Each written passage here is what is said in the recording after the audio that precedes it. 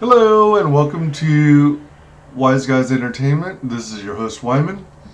Today's background check, yep, that's the new name, background check. I thought that was clever and funny.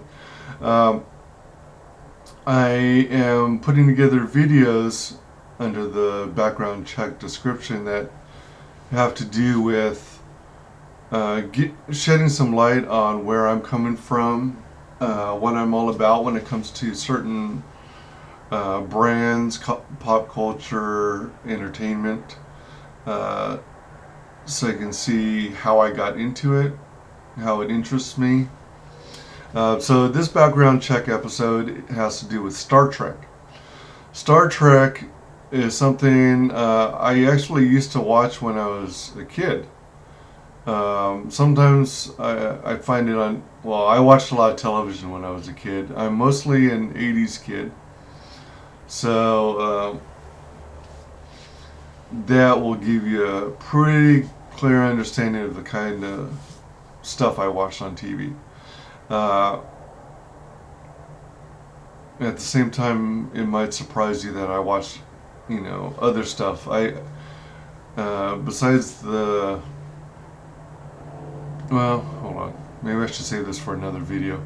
Um, yeah, let's do that. So anyway, this is the raw and uncut WyzGyz Entertainment. Right into my eye. Alright, so anyway, Star Trek.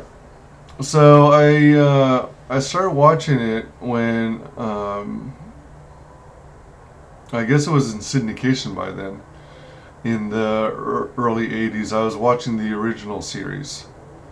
Uh, so I was watching um, for those of you not familiar with syndication, it's basically where a series is finished filming. Sometimes it happens after, well, yeah, as soon as they conclude all their seasons, then then they make a deal with like a distributor or content provider, and they pay a certain amount to have the privilege of showing it on their network so that they can capture viewers who are fans of that program. So, oddly enough, when Star Trek, the original series, first came out, it was popular to a bunch of people, but it didn't really have a very long legs in terms of how many seasons it went through. I think it only lasted a short time. I don't know specifics, and anything I came up with would just be pure guessing.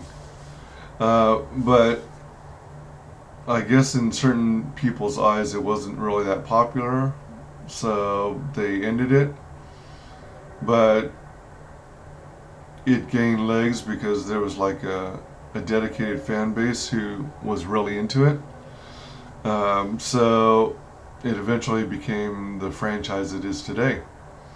And depending on what kind of like cable package you have, or if you do, say, for example, Amazon Fire streaming, you can still see all the old episodes from every Star Trek series ever created.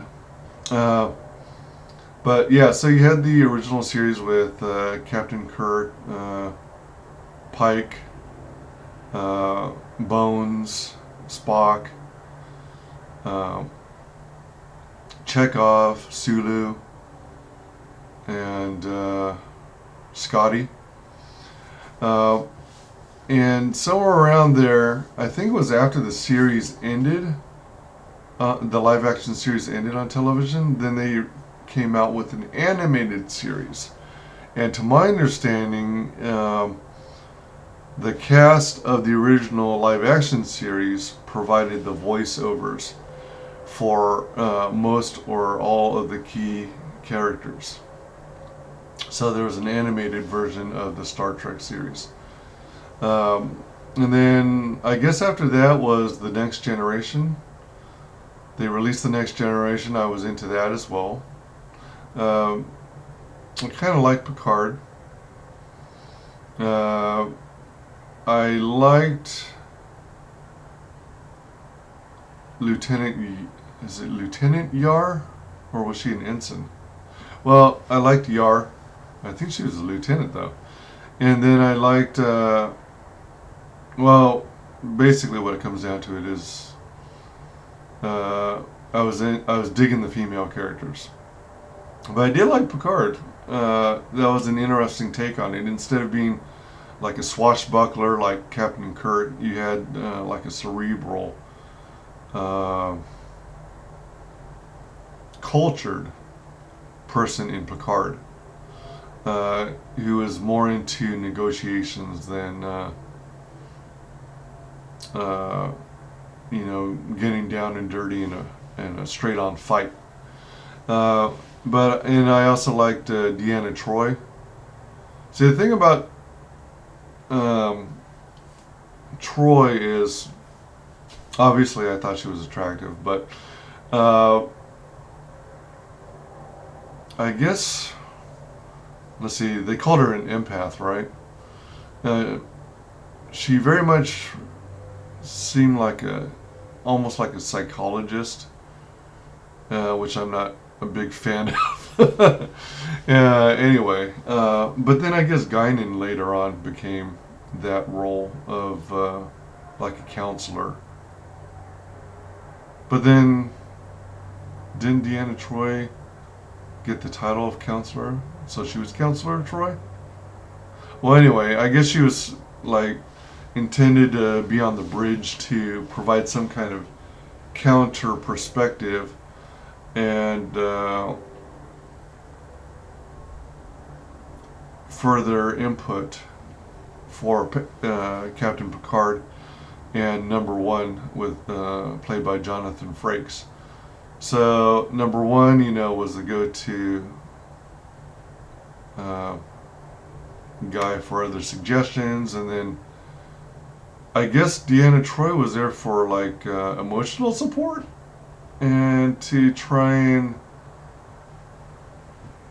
understand what the people they were encountering was going through. Anywho, so I enjoyed watching the Next Generation. Kind of like the design of the starship, although my favorite will always be the original Enterprise. I think it's Class C, the one that the original crew flew. I did watch Deep Space Nine, but I wasn't a huge fan of it because whenever I think Star Trek, I think of exploration. And by exploration, I'm thinking you gotta have a starship. And being in a space station, even though it was like a very busy port of call for StarCraft, where you constantly see all these interesting people and aliens, I didn't dig it as much as I did the other Star Trek series. It was alright, and I guess Benjamin Sisko overall was a decent captain. I remember towards the end of the series, before it finally ended, that they finally did end up getting a starship. And I think they went on a few missions before the series ended. But for the most part, for most of the life of Deep Space Nine, they were on a space station. And sometimes that just kind of bored me. What's funny, now that I think of it, it sort of reminds me of The Love Boat. Although, they're supposedly traveling on a cruise liner, you're often focused on the interiors of the series. The interactions between people and getting that occasional guest star joining the crew. So, yeah, in a way, I would consider Deep Space Nine to be like Love Boat in space. Alright, so what was next after that? I think it was Star Trek Voyager. So Star Trek Voyager, I thought was cool. I liked the fact that their starship was designed as like an armored tank, and I think historically it was a Starfleet class intended for, mounting attacks and being aggressive. I could be wrong there, but I thought that was the idea behind it. I like Catherine Janeway, and I like Seven of Nine.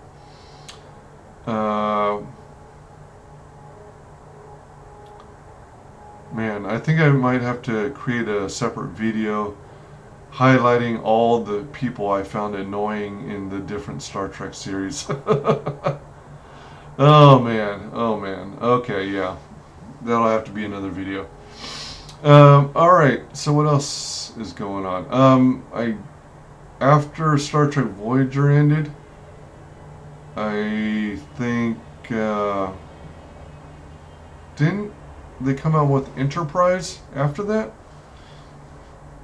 Enterprise being the one with the actor from Quantum Leap, if I'm remembering correctly. If memory serves. Yeah, I enjoyed that, but man, I thought the theme song at the beginning was bizarre. I didn't think it was a good fit.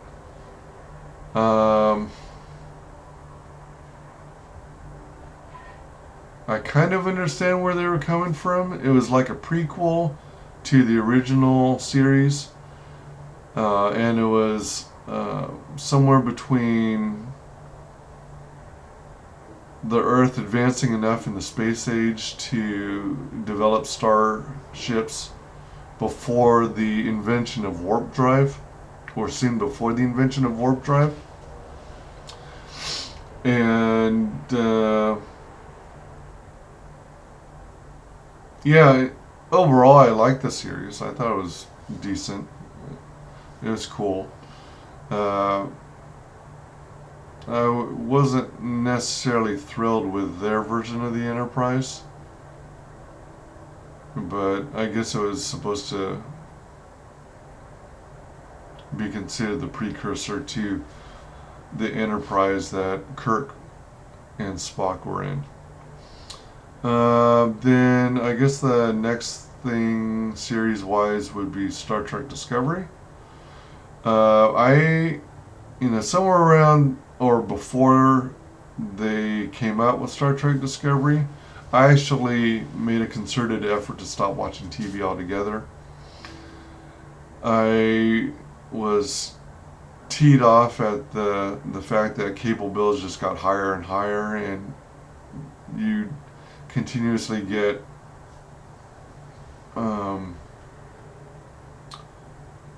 content that was either of no interest to me or was just extremely lame. So that was my way of fighting back by not giving them any more money. So for the most part, I don't watch TV. I spend a lot of time watching YouTube videos now. There are a number of content creators I enjoy watching, and it's much about pop culture news for the most part. And that's why I watch so much of it. And they, in fact, are the ones who inspired me to create a channel myself. So let's hope this turns into something great. Star Trek.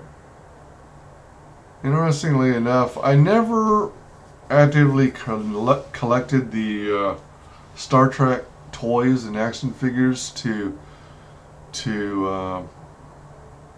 play with them. I think at most I have this set of Micro Machines Star Trek starships that I got one Christmas. I also have specific figures, not a lot. I think I have some of the 12-inch dolls of Seven of Nine and Catherine Janeway. And then, it's not a toy, but I have a poster, a print of some artwork that was done that I picked up years ago. And it has Worf, Data, and Deanna Troi. I'll probably show everyone real quick on the room tour video that will be coming up soon. Alright, so that's basically my background check on Star Trek. Hope you enjoyed it. Please like, comment, and subscribe. Don't forget to mark the bell after you subscribe and select all notifications so you get notified when I release another video. Thank you.